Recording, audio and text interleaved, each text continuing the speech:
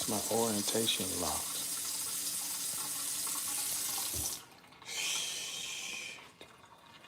This motherfucker don't wanna act right.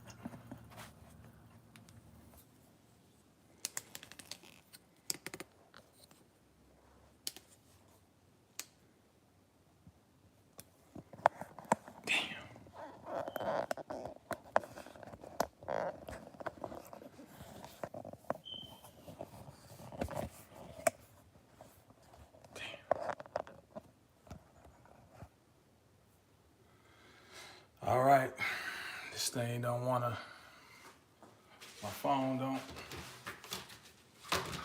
wanna cooperate today. Try to give a minute for the people who were on the last one to get on.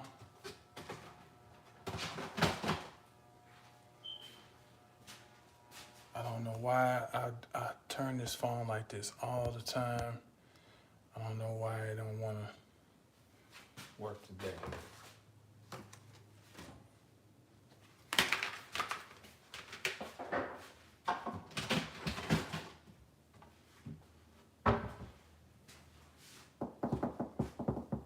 Hopefully they'll get off the other one and realize that I stopped it. Come over to this one.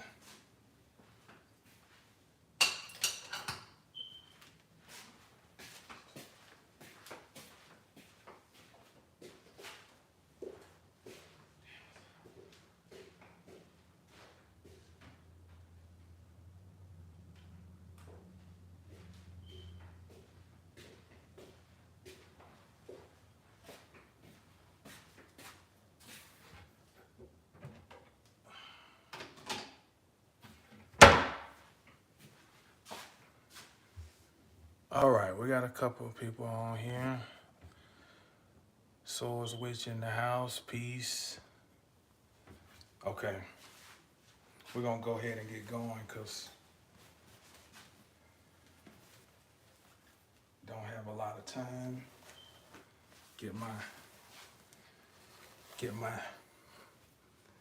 anti-bleach uniform on. And was trying to see if those other people gonna get on, but purpose.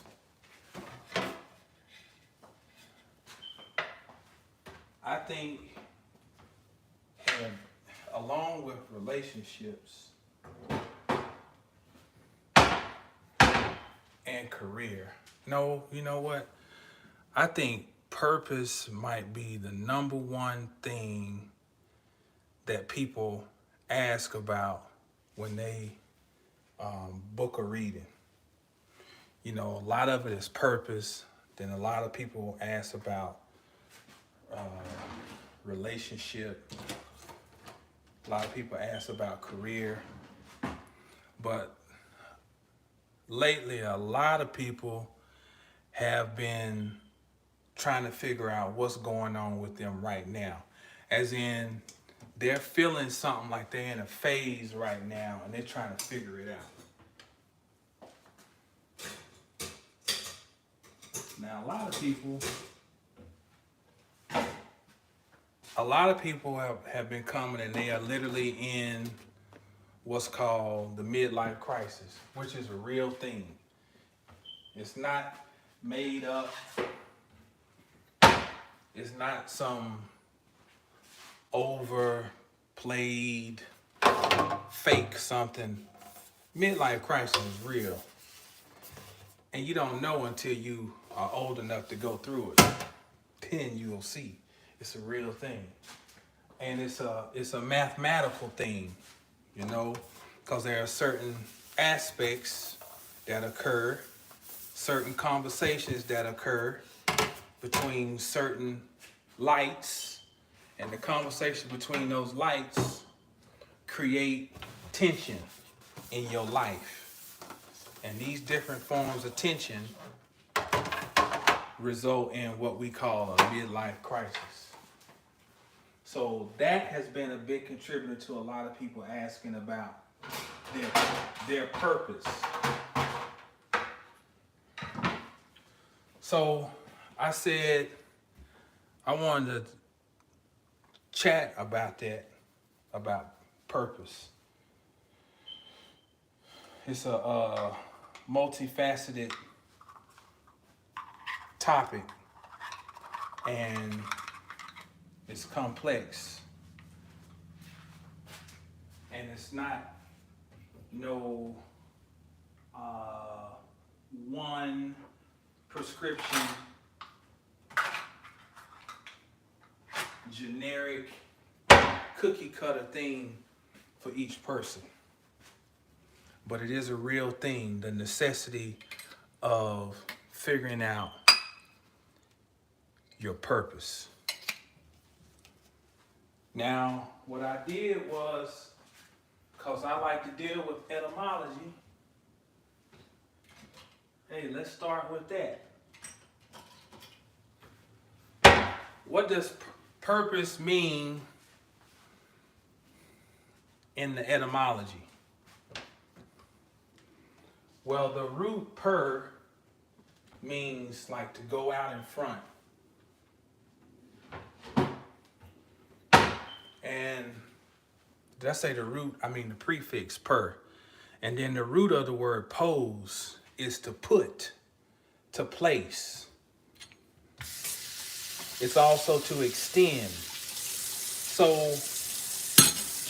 if you put all that together, when a person is finding their purpose, they are finding what is supposed to basically come from them and go out. Purpose is what is coming from you and being extended. If you think about it, the purpose, Purpose, well, the root is pose. And you know, when you're posing, like to think about a model. A model is posing for a picture.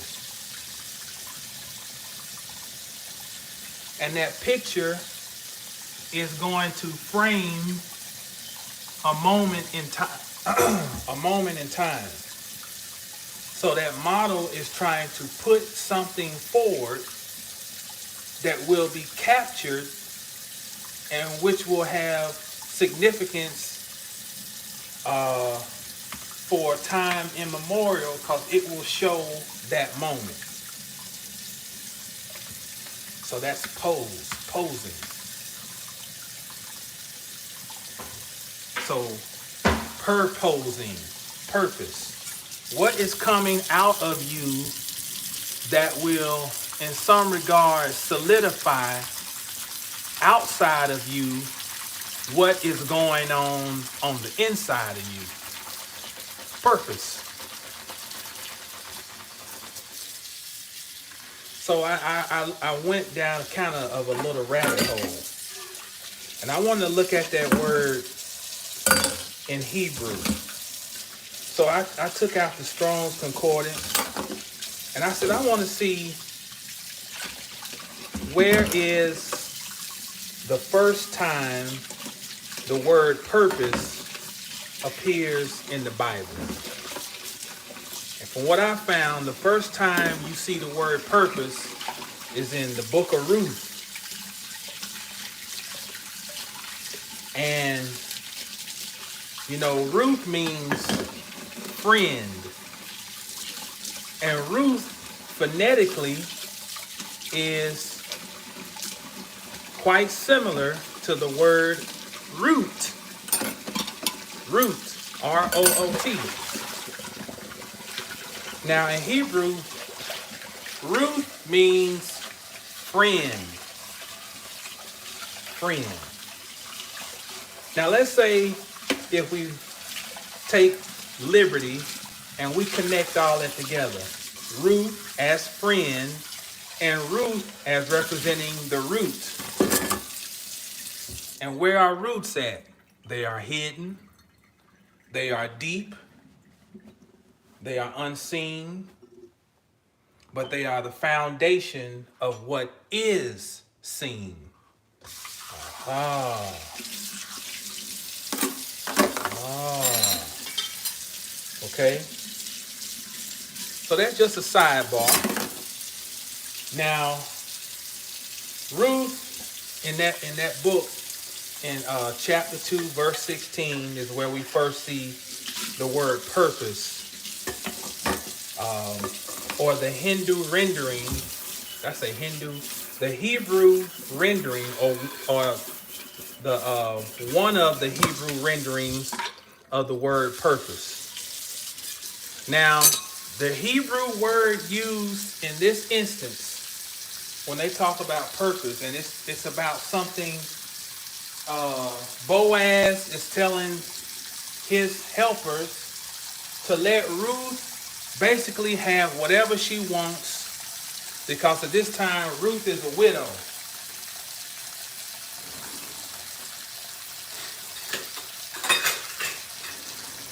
So whatever she wants, let her have it. And don't charge her for it. Don't tax her. Okay? And the word that represents her being able to basically being left to get what she wants is shalot. Shalot. It means to extend or to pull from. I gotta get my, I need to get my, let me get my note.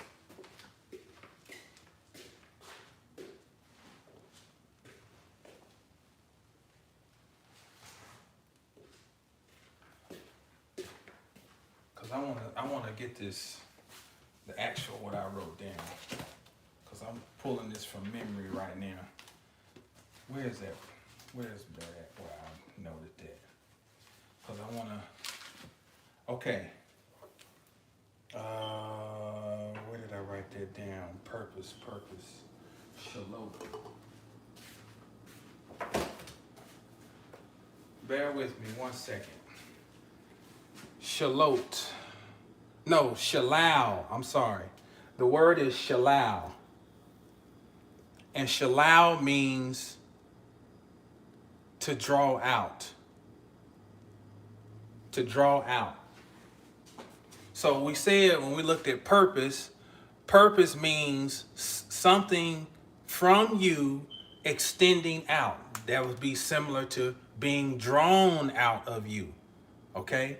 So I see a connection between how it's used in Hebrew and how it appears in Indo-European roots. Now, if shalal is the act of drawing out, we can say it's similar to the act of having a purpose. Okay? Or establishing a purpose. Now, the character in the Old Testament, who's supposed to be the author of the Old Testament, is Moses. Moses' name means drawn out. Now, hold on. We got a connection going on here. Shalal means to draw out. Moses means drawn out. So shalal is like the verb. You know, it's the action. It's the action of doing it, drawing out, establishing purpose. And Moses is the purpose has been realized. It has been extracted, pulled out.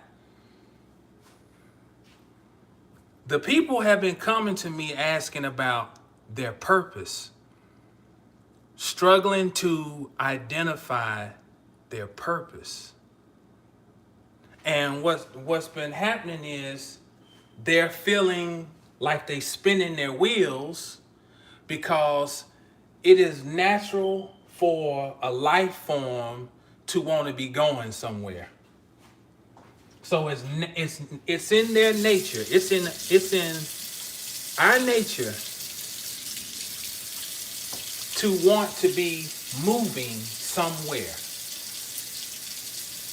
But the problem is they've been conveying difficulty with moving somewhere because they don't know where to go, and they don't have like a why, a reason for even going.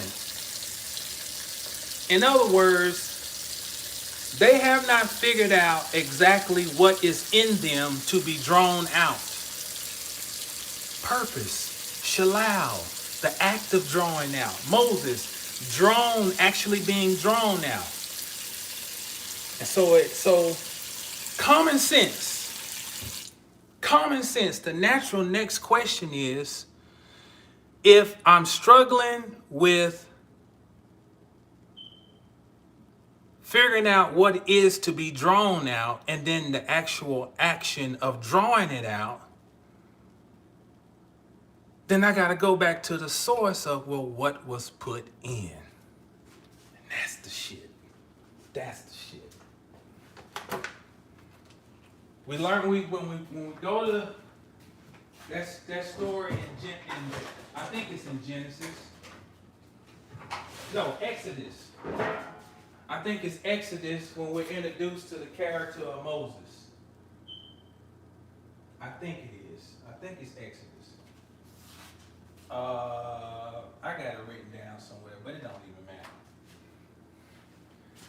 We're introduced to the character of Moses, and they say Pharaoh's daughter drew him out of a river, found him floating down a river in a basket made of pitch. She pulled him out, okay? And she said she would call him Moses because he was drawn out of water. That is symbolic language. Moses represents the realization of purpose, meaning the action of acting on purpose. Purpose meaning the realization that I have something within to extend beyond myself. So again, where was it put in? Now, we've heard spiritual people for some time now talking about, you're the gods and we're the gods and I'm God but it sounds cool. But I'm gonna tell you, when I'm talking to people though, who are still living in the real world, who got shit going on, just saying that is cool, but that don't necessarily always get the job done. Sounds good, it's cool. Sometimes that needs to be a deeper, well, ain't no sometimes, there's always a need for a deeper connection, or just a deeper perspective or understanding or reconsideration, okay? When the book of Genesis opens up, the first words are in the beginning. And that is the most important line of that whole literary manuscript that is referred to as the Bible. In the beginning. Why? Because in Hebrew, that translates to, at least just the very beginning of it, Bereshit. Bereshit. Now, that is significant because Hebrew is a language that shows worlds inside of worlds inside of worlds. Let me give you an explanation or example. Each letter is a word. Each word is composed of letters, and each letter again is a word or several worlds. So each Each letter is a universe in itself. Meaning, the first letter of Bereshit is Bet. So Bet can be spelled out. It's a Bet. It's a, and I think it's a Bet and a Toth. I think I'm going off the top of my head, but I think it's a Bet, and it might be Bet. A Yod probably in there. Bet, Yod, and probably a Teth. So those are three letters that make up that letter. So there are worlds inside of the what appears to be the singular world of Bet. It is composed of several of worlds in itself. So when that letter is the first letter of a word, then not only those worlds are represented, but the symbolism of the letter itself is superimposed into that word. I hope this is making sense. It doesn't sound, I'm making this connect. In other words, the in the beginning, translated from Hebrew, Bereshit, first letter being Bet, means that in the beginning has the symbolic tonnage of Bet on it. And Bet means house. House. House. If you look at I wish I had I didn't come prepared. Hold on. Here we go. Here we go. Let's do this. Here. You can see a Bet right here. See that? That's a Bet. If you look at it, there's an opening, and then there's three enclosures. There's the top, that's the roof, there's the back wall, and a foundation. It's a house. And you notice it is receiving the energy from Aleph. Aleph is the supreme force moving forward. Aleph is the supreme force moving forward. It is then temporarily contained in a house, which is referred to in Hebrew as Bet. This is why every motherfucker should have self-esteem. This is what I'm trying to tell you. This is giving you the reason why every motherfucker ought to feel some degree of confidence and self-esteem around whatever they are. Because that's the secret of the opening act of the motherfucking book. In the beginning, the God force, the power, came rushing forward and was contained in a house. And then when you jump forward, I'm making this super truncated. I'm breaking this super. I'm overly simplifying this. There's this book that my man Eric turned me on to by this guy Stan Tenen, and it really breaks this stuff down. But I'm giving you the Reader's Digest version to make it plain. That house is a container, okay? Between the Aleph and the Bet, you basically have the first three houses of the zodiac encased. Aries is a force raging forward. That's the Aleph. But the Aleph is also associated with the ox. The ox is a member of the bovine family. Bovine includes the bull, the cow, the bison, Taurus. And Taurus is the first earth sign, the containment. The first, and the Taurus associated with the second house, Taurus says, what I got, What do I have? Taurus is the sign of self-esteem. What do I have? But it's not cognitive. It is just, it is an inner knowing of just, the inner knowing comes down to some form of satiation. I feel satisfied. Taurus, satisfied. Taurus loves beautiful stuff, delicious food. Venus. But the third sign is Gemini. Gemini is the cognition.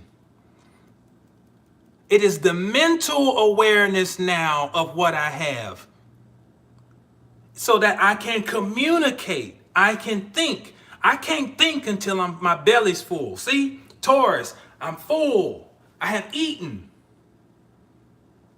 Now I can think. Gemini. All those three signs, those first three houses of the zodiac, are encased in Aleph Bet. Hope this makes sense.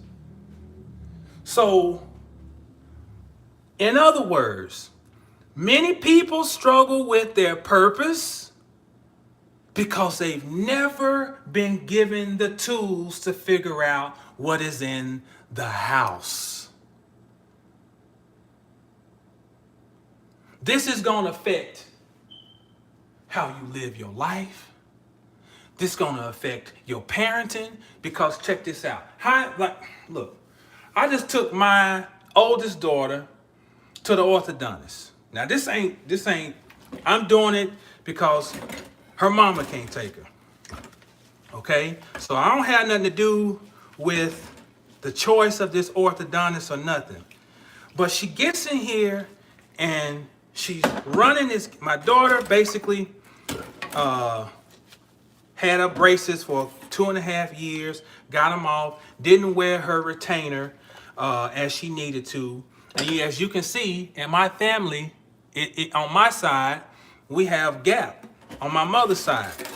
Now, even if you watch my videos from way back, you can see my teeth have moved even from 2-3 years ago, because I didn't wear my damn retainer. Fuck it, you know. So it came back, you know, open up some more.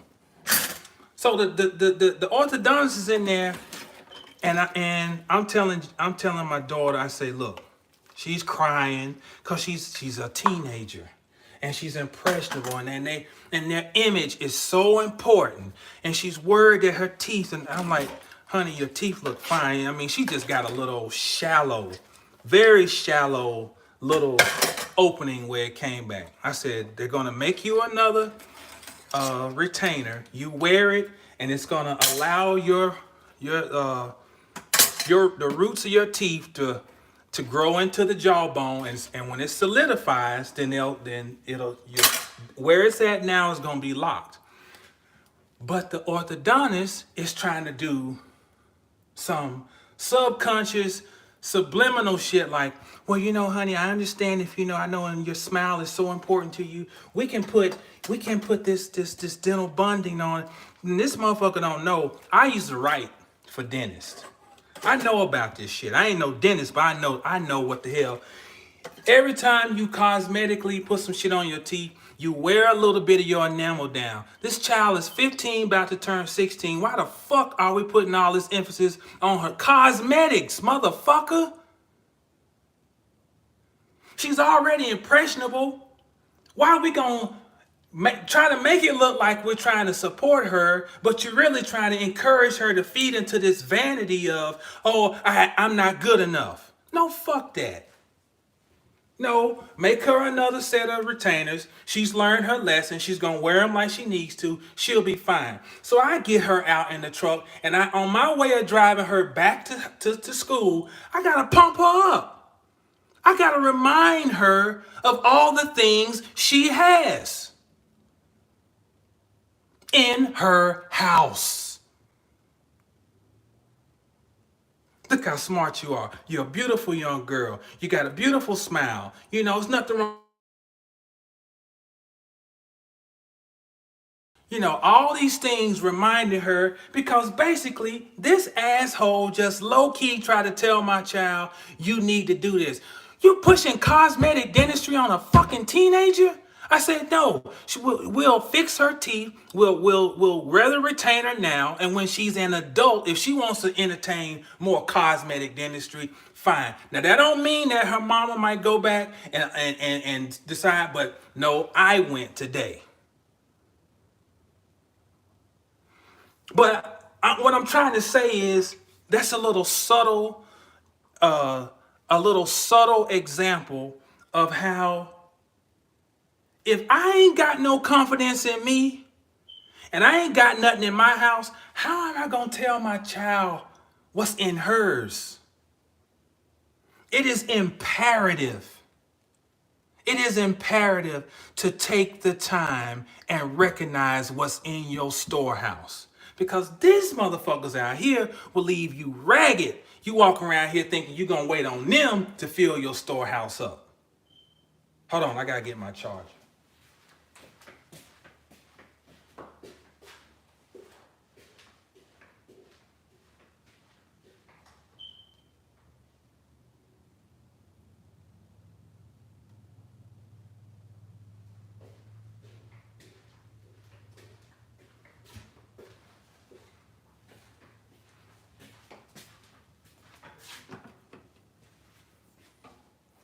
Being humble does not mean you got to walk around here with your head held down and thinking you ain't shit. That ain't being humble. That's trauma. That's trauma that needs to be dealt with. I'll be damned if I'm going to be walking around here and thinking that I ain't shit, you know, and thinking that that's something to be celebrated. No. Humble means this, that I know I'm the shit, but I'm not going to go around here and boast. Humble is confidence. You have to be confident to truly be what humble is. It means I'm so confident in myself, I don't have to walk in the room and be the loudest person in the room and be the one who got to be seen. Because you know what? I'm going to get attention even trying not to get it. But even still, I'm not going to go out here and try to, look at me. Hey, what's up, brother? You know, I got to be heard. I got to, see, that's what I'm saying. There's a difference between being boastful and being confident. Confident and humility actually go together. So all this shit about, because I grew up with people saying, you don't need to be, because my daddy, look, let me tell you, I've said this before.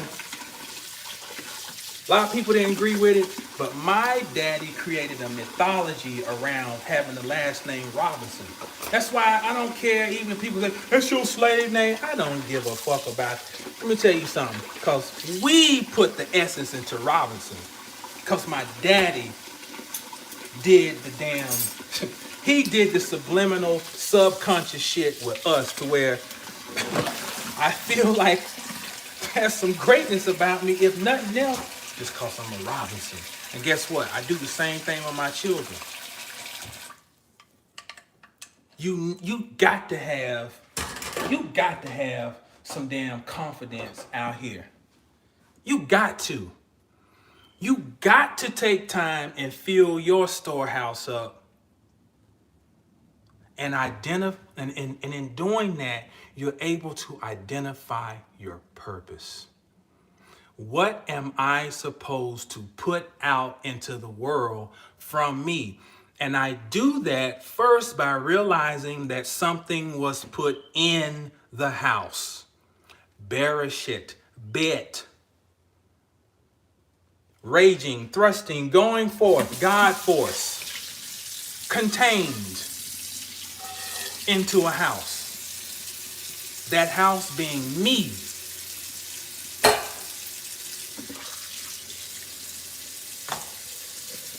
I hope what I'm saying is making sense.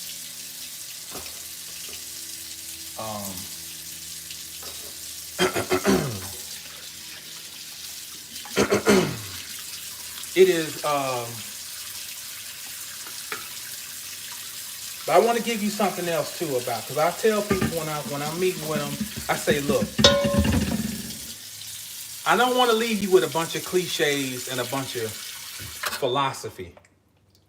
You know, you know, if you love yourself, you can do this, and if you learn to, and you're beautiful, and this, like I had to tell my daughter, like, hey, you're a Pisces, and Saturn's getting ready to move into Pisces. It's time for you to become more responsible. I said, it's beautiful that you are having this angst around your retainer. Because, hey, it's a wake-up call. You're about to be out of school in a couple years. Hey, you are learning how to transition into being an adult. And that means you got to learn to be responsible. It's your job to put them retainers on the right way. Saturn, discipline. So either way, back to what I'm... So if you don't get nothing else, I want you... And this is something I really want to talk about more in depth on my other channel. Okay, before I say this, look, I'm not the guy who normally get on here and say hit the like button and all that shit. But I do have this request. Go and subscribe to my other channel, my 720 Astrology. I need to, as you can see, this channel right here is not moving. And I'm not going to get into all the why I think and this and that, but it ain't. And several people expressed this happening with their, but I want to get my other channel to 1,000 so I can start doing lives on that channel. And when I talk about astrology, I can actually pull up a chart and show you in real time, because I know some people over here are, may not be as fluid to to move into, me talking about astrology and stuff, and it's all good. But those of you who love learning for learning, I ask you to go over to 720 Astrology and subscribe. Help me get this up to 1,000 so I can live stream. And also follow 720 Astrology on Instagram if you so choose. But okay, so here's what I was gonna say. To take this beyond just some philosophy, I often tell people to give time to Venus. We know Venus is the goddess of love, right? Damn, I can't read these comments. The word.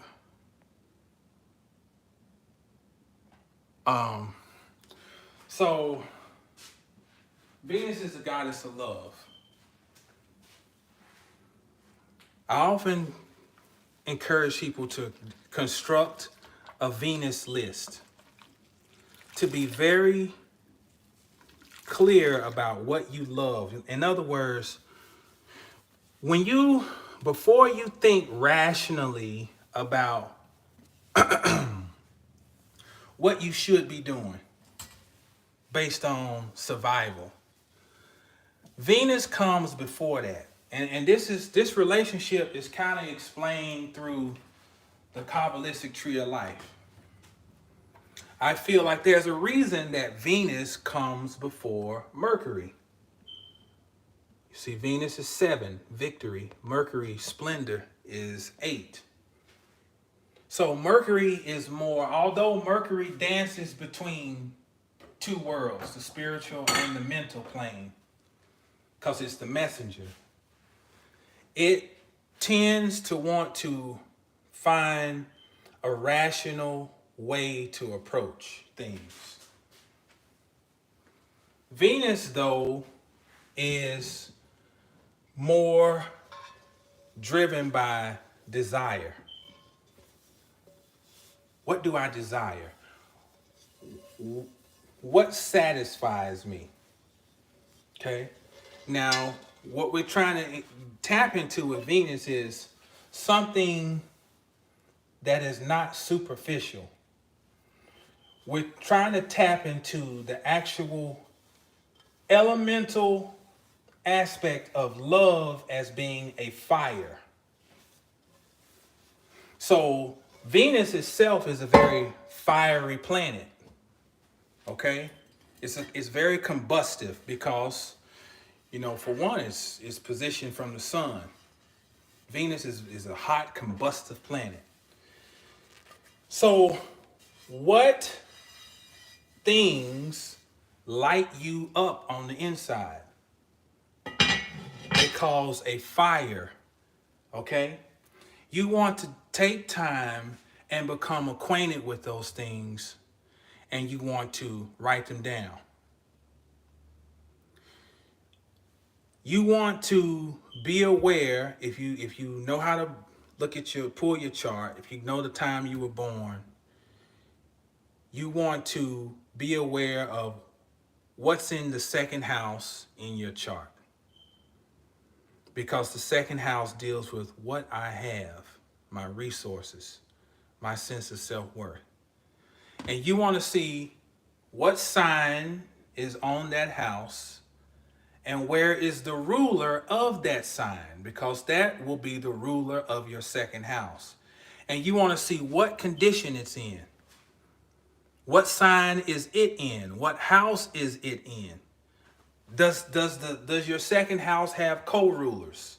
Like if your second house is Aquarius, you want to look at Saturn and Uranus. Where are they at? What's their relationship? What houses they in? How are they communicating? And it helps you identify what you got. A lot of times, even when it comes down to, I wrote this in my book. Hold tight.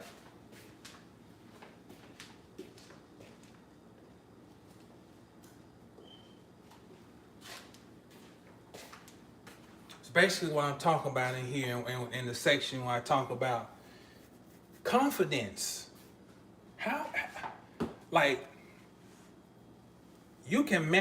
We're always manifesting. We're always creating some reality for ourselves. Every cause has an effect. But when it comes to creating an outcome that I want, I cannot do it from a space of lack. Like I have to spend time to figure out my greatness.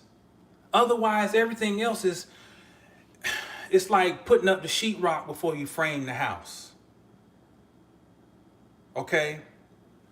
And if I can figure out my strengths, what I got,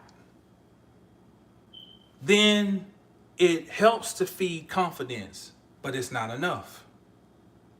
Here's the other thing that a lot of people, all these people online who are like, you can create this out of thin air. And a lot of this is just, to me, is bullshit. Because we have this fixation on not having to suffer. We got this thing, tell me that I can do this without suffering. And this shit don't work. Don't work. Which is why you have to identify your confidence. Because here's the thing. Our world right now is creating this great movement of uncertainty, fear, doubt. And the hope is that this will trickle down to each individual, where individual becomes so enamored with disaster that they can't even see what they got themselves, and they'll become immobile, crystallized in their own self-induced immobility because of doubt. And so if I can take the time to identify my strengths, then I find purpose, and then my purpose helps me get through my suffering. Just cause I'm on here talking like this, nobody's immune to this shit. Nobody. Nobody is immune to feeling times of self-doubt. And if they don't, man, they bullshitting if they don't cop to that. They bullshitting. So it ain't about getting to some magical place where you never feel any doubt. You never feel any feelings of lack. No. It is about building my bank account up enough of self-worth so that when I feel a little bit of doubt, it's like I went to Target and bought me a cheap pair of headphones or some gum. Yeah, I spent a little bit of money, but I still got $50,000 in my checking account, in my self-worth account. And my purpose helps me govern how I spend my money. In other words, I ain't gonna spend but so much money on self-doubt. Because at some point, my purpose still kicks in and say, no, motherfucker, you ain't got time to sit here and keep wallowing around in your self-pity. Because, motherfucker, you figured out your purpose. So I guess I got to keep on suffering because I know I got something. I have something in here to extend beyond myself. But if you don't take the time to identify that, you'll find yourself starting shit all the time and never finishing.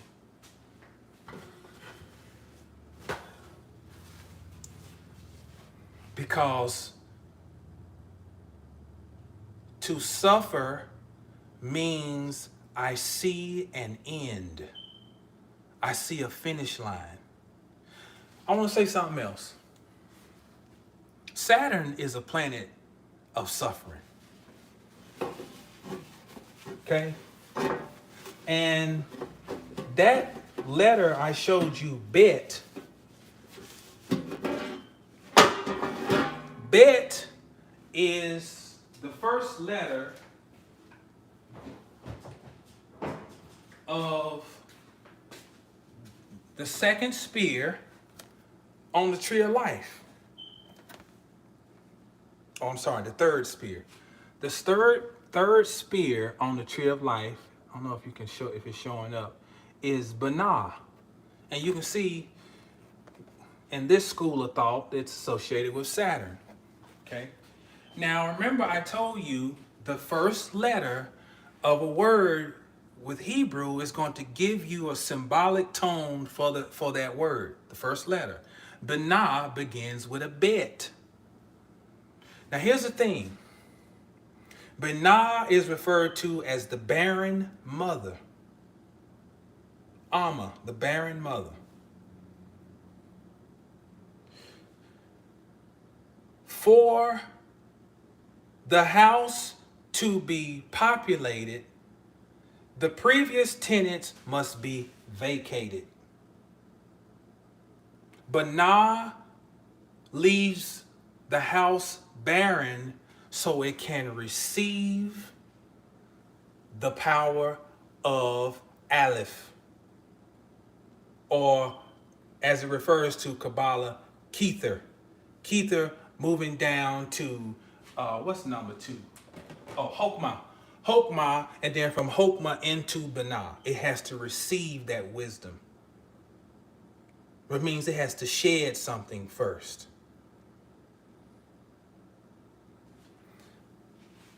As it receives, it encloses because, how do we know? Because the first letter is Bet, which is the house. Follow me. The feeling of lack is suffering. That's a form of suffering. But Saturn, associated with Binah, requires endurance. It requires endurance. Knowing that my lack is temporary and may just be a mind game that I'm playing on myself, because actually where there's lack, there is room to receive. Saturn, in some schools of thought, and I mentioned it in the book, represents the first law of manifestation. Why? And how? Because Saturn, associated with Binah, is a house. And the house must form a boundary. Bet is the first boundary formed in the Hebrew alphabet. When I have a vision,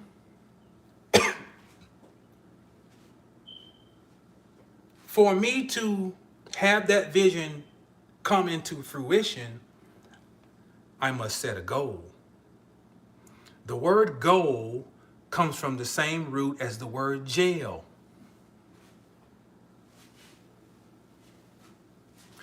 It talks about confinement.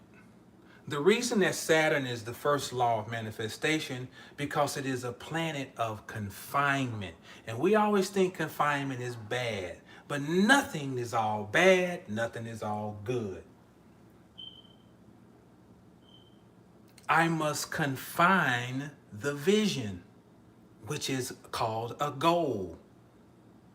Meaning I'm trapping a thought form. And I box it into a house, and then I go in to receive it. I hope this is making sense. So in other words, this gives me more push to endure and keep going, because I understand the science of how to capture something. I know how to capture my prey. My vision is my prey. I'm hunting it, apprehended it, and I'm going to put it there. Meaning that I have confined it for me. It's mine. Why is this so important? Tomorrow is the first day of March. And on the 8th of March, Saturn, the planet of confinement, goes into Pisces, the sign of vision, imagination, dreams.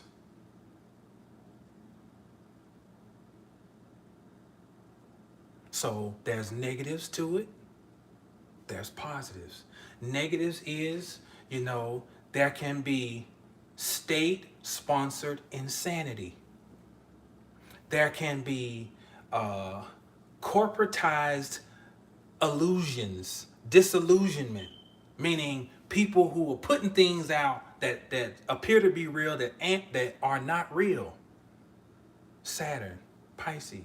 And then I'm gonna do a conversation on that on my other channel. But here's the thing, right here, how can I use it for me? It is a time for me to be disciplined, to apprehend the vision. Apprehend the vision.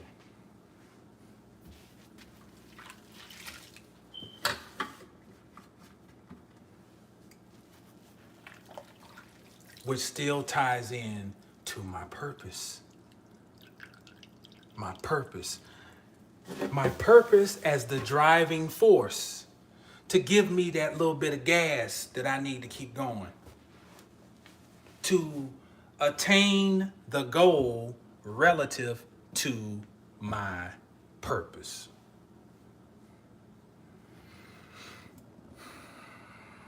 Let's see what, we gotta turn this because I can't read it. Swords Witch said, I'm Capricorn, was born into suffering.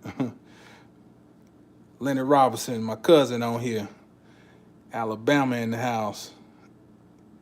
Brianna said, we got our copy and rereading right now. That's what's up. Swords Witch said, I just subscribed. Thank you.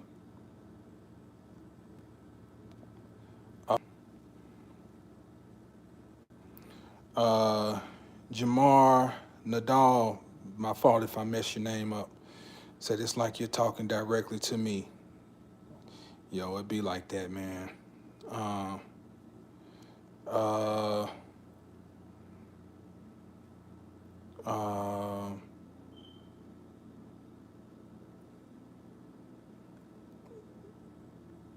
Let's see. Brianna said, even when I'm bragging, I'm being sincere.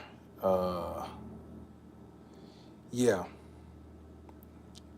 Digital music art in the house. What's up? Straight Panther in the house. What's happening? God Science. Bliss. Ghost Seti. Let's see. Hopefully I got everybody. But I hope, you know, I hope y'all feel what I'm saying, because the shit is, I'm being sincere. I hope y'all feel the realness of what I'm saying. Cause, you I don't think you can fluff what I'm saying. It I can't fake what I'm saying. I really I'm I'm purposing right now. I'm purposing. There's nothing. This is not the way I wanted to present this. I got all these notes I took. I wanted to have my nice camera set up, and but I just know this had to be said before we go into March. We gotta, you know, uh, don't, you know,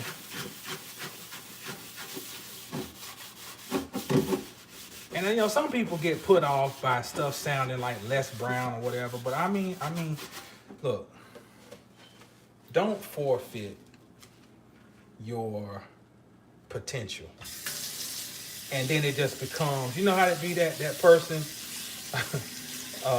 school who could jump out the gym, and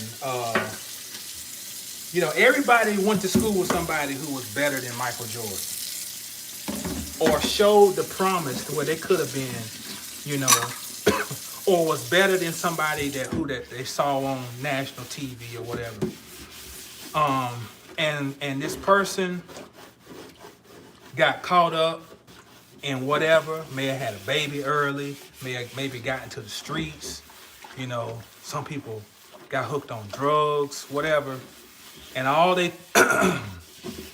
you ever really say about this person is, man, so-and-so could have been. I don't want to leave here as a series of could-haves. And he could have, if he would have, such and such and such, he could have,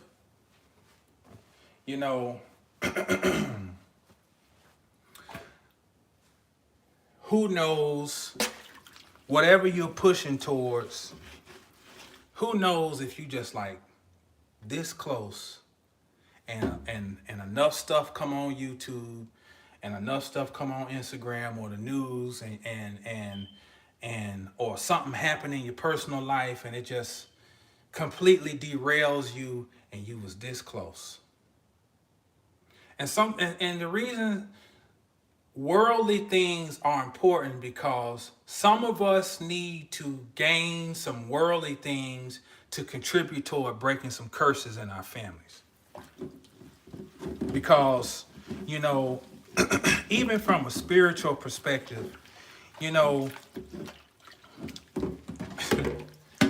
if you got just a little bit of comfort, and that bills are paid and you can eat, I want to see what the people who really got the juice can do when they got a little bit of comfort. Ain't it odd, where the people who got the most juice got the most pressure on them, and maybe and we know that is part of what makes it great too. But at a certain point, everything's cyclic. Everything, it can't always just be foot on the neck. It just can't always be that way. At some point, it's got to be, I did this while the foot was on my neck. I didn't give up. I kept moving, and looked at how much power I was able to realize. But what happens if I get that boot off my neck?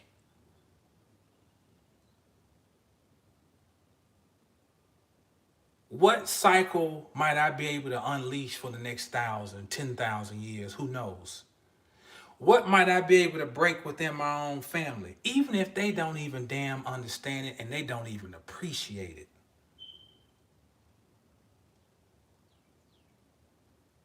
Because my family first starts with the people in my house. That's my immediate. So if I got children, my wife, my children, whatever, that's my immediate, because those are under my head. They under me. So I'm the CEO of that.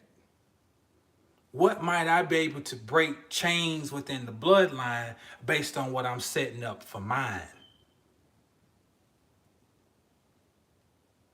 I know. So I'm rambling now.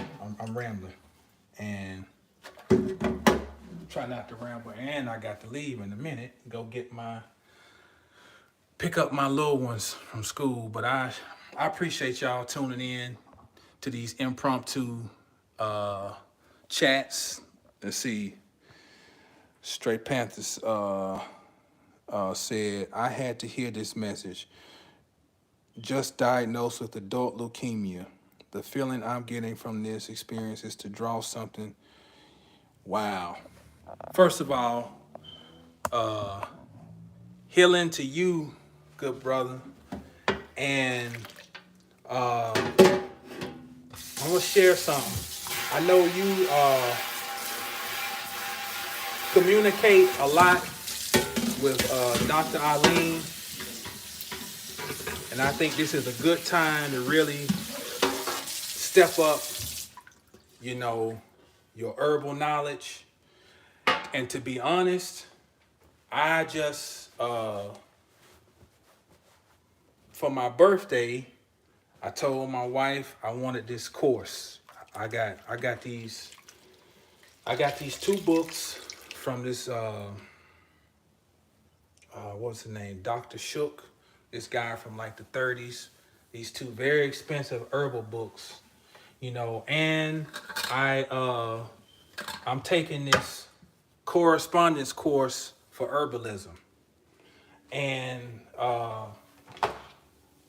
that's one of the reasons that I want to do it, because not to be on the internet and promote myself as a herbalist, but for people, my family, and people I'm connected with, if they need some advice or some recourse other than going and letting somebody shoot poison all up in them, that's part of why. So I feel confident, my brother, that, like you said, this is to draw something out of you. And maybe that might be what is drawn out of you for you to become a herbalist. And really, because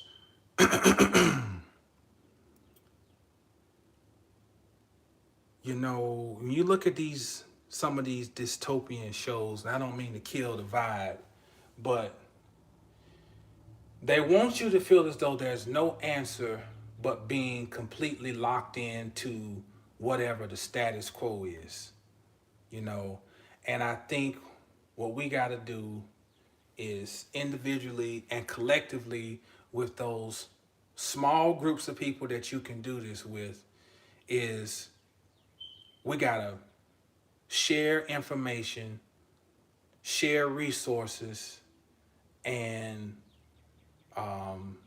maintain and still continue to grow and flourish through this, And so I feel like this.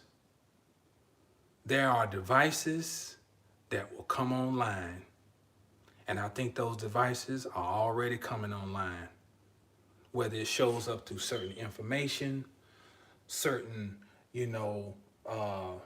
resources, whatever, that there are people here who are needed to be here. Like that whole thing about that 144, not making this into no biblical thing, but we know that this book is not talking about, it's beyond religion. It's a cyclical game plan. So that there, in other words, to represent, there will only be a few people who will be vibrating on a certain level, and that certain people may be looking for them. Let me say that again. Certain people are going to be vibrating on a certain level. Some will have more knowledge than others. And those others are going to be looking for those who might have more knowledge or who are still vibrating on that same frequency. I think it's upon us right now.